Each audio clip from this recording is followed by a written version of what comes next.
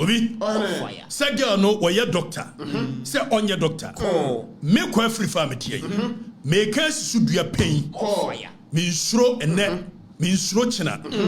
Me say sa girl no. On your doctor ene. On your doctor china.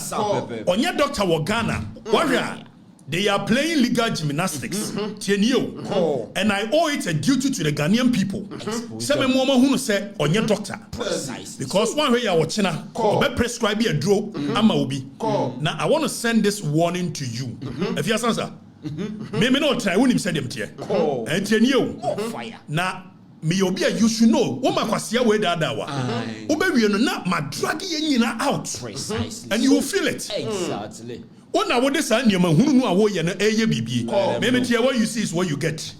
Me ni bibia hide it. It is a woman ho kwan makwasia we da wa. You should know me by now. Say me nko form alone da. Fire. Eti jankwasem na wudi no.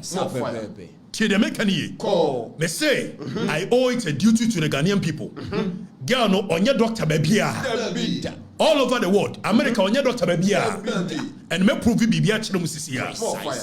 Mosha ya yeso ama ayi niama metafio. Abepa cho so ayi letter na we. So hwe niama a chopa na.